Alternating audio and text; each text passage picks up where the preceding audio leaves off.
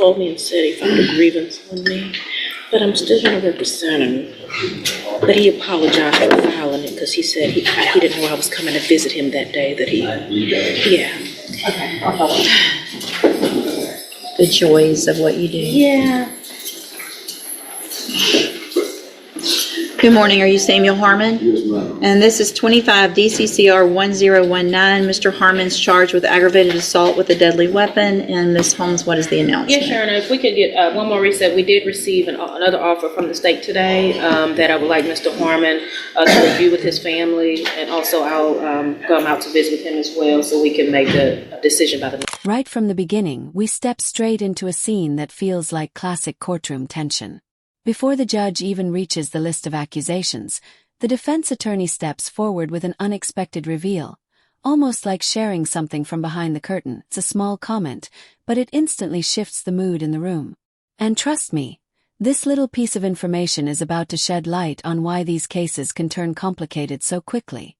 It's the kind of moment that shows how much happens behind the scenes long before anyone hears a verdict. All right. I'll reset one more time. Any issues? Just, Your Honor, that was a 12-year offer that is going to remain open until the next court setting. Okay. Withdraw.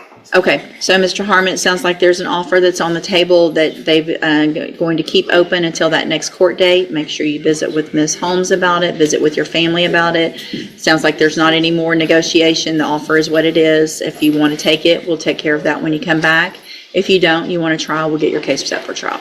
Okay? You can go back with the bailiff. Thank you, Your Honor. Brittany Litchfield. Yes. Would y'all, I'll print the first one if you'll print the second one, please.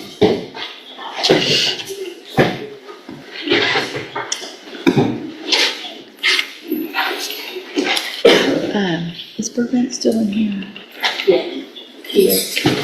Mr. Burbank, do you have somewhere else to be? No. Okay, I'm just gonna give me just a minute to Yeah, do. no, I was supposed to be in hard copy. I'm not going back. Okay, Take all that. okay, thank you. Me too. Good morning, are you Brittany Litchfield? Give me just a second to get this printed out. And will your client waive the formal reading of the motion in each case? Yes, Your Honor.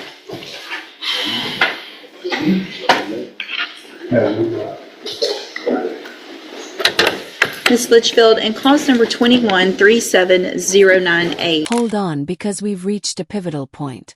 The prosecution has just presented a 12-year plea deal, and the weight of it is impossible to ignore. When a prosecutor phrases it like this, it's not an invitation to debate. It's a clear message. Accept it or face the full storm of the courtroom. This isn't just an offer. It's the legal equivalent of a final warning, a moment where hesitation could cost dearly. Every second counts, and everyone in that room can feel the tension mounting as the door slowly begins to close on any chance of compromise. I have a motion to revoke your community supervision. Shows that you were placed on probation December 12th of 2022 for the state jail felony offense of abandoning a child, and that was a 2-year term in the state jail prison that was probated for 5 years. Is that correct? Judge will still open, I guess it's 6 and 7 on each motion and just proceed on 1 through 5. In each motion, 1 through 5? Yes, ma'am.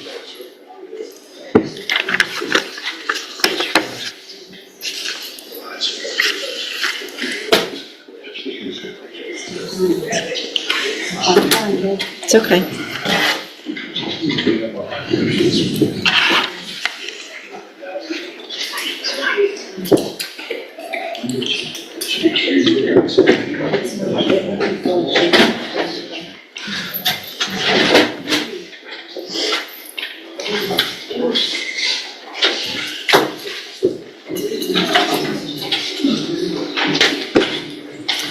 All right, and then in cause number 21-37099, I also have a motion to revoke your community supervision.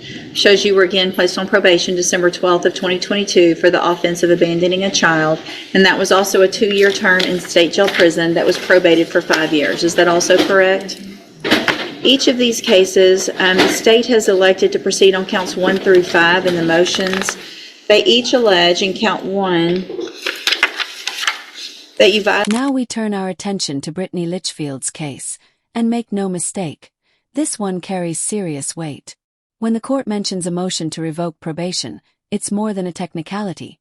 It signals that someone didn't just stretch the rules, they completely shattered them. Pay close attention as the judge methodically goes through each point, explaining exactly where things went wrong. Step by step, the courtroom unfolds the story, and you can feel the tension rise with every word. It's a moment that makes the stakes crystal clear for everyone present. Your probation by failing to report to the probation department as directed October 15th, October 31st, and November 14th of 2024. And is that true or not true? Count 2 in each case alleges that you failed to work faithfully at suitable employment and provide verification of that. Is that true or not true? Count 3 in each case alleges that you failed to immediately report to the probation officer your current address. Is that true or not true? Count 4 alleges that you failed to provide verification of performing the community service hours that were required. Is that true or not true? And then count 5 alleges that you failed to provide verification of entering and successfully completing the parenting class. And is that true or not true? Did you enter your pleas of true to counts 1 through 5 freely and voluntarily? Yes, ma'am. And did you plead true to those counts in each case because they're actually true? In each of your cases, I have here on the tablet some documents that have your signature on them that the state's marked as Exhibit Number 1. Before you signed these, did you go over them with Ms. Holmes? Do you fully understand them? And do you understand, if I follow the agreements that you've reached with the district attorney, that you will be waiving or giving up any right to appeal? State tenders number 1 in each case. No objection. It's admitted in each case. Is there any evidence that Ms. Litchfield is not competent? No, Your Honor. All right, ma'am. In each of your cases, I'm going to find that you entered your pleas of true to counts 1 through 5 freely and voluntarily. Find those counts true. Find sufficient evidence in each case to revoke your probation. In cause number 21-37098, revoke your probation and reassess your punishment in accordance with your agreement to a term of 12 months in the state jail prison. You will receive credit on that sentence for any time that you've been in custody that the law gives you the right to receive. And then in cause number 25-37099, also find sufficient evidence to revoke your probation, and at this time revoke your probation, reassess your punishment in accordance with that agreement to a term of 12 months in the state jail prison. You will also receive credit on that sentence for any time that you've been in custody that the law gives you the right to receive. These cases will run concurrently, which means together at the same time. I'm going to hand you in each. Here's where the court lays out the checklist. 5 distinct violations, each one serious on its own. This moment almost feels like a detailed legal audit, where nothing escapes the judge's notice. Every "that's true" or admission from Brittany isn't just a passing comment. It adds weight to the case, another mark against her probation. And make no mistake, the judge is watching closely, keeping track of every detail as the consequences steadily mount. The trial court certifications that shows that these were agreements that I followed, and so you've waived your right to appeal. I'm also handing you a written admonishment regarding your ineligibility to possess a firearm or ammunition. Because of the judgments entered against you, you're ineligible under Texas law to possess a firearm or ammunition. Possession of a firearm or ammunition could lead to charges against you. Firearm is a legal term, and you should read the written admonishment I provide you to see what devices qualify as a firearm. If you have questions about the laws that make you ineligible to possess a firearm or ammunition, or about how long that lasts, you can talk with Ms. Holmes. Good luck to you, ma'am, and thank you for being here. Now comes a detail that often slips under the radar.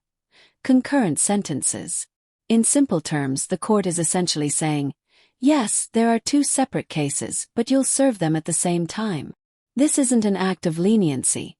It's more about practicality and efficiency in the legal process. Still, the effect is significant. It spares her a considerable amount of additional time behind bars, a subtle but meaningful impact on the overall sentence.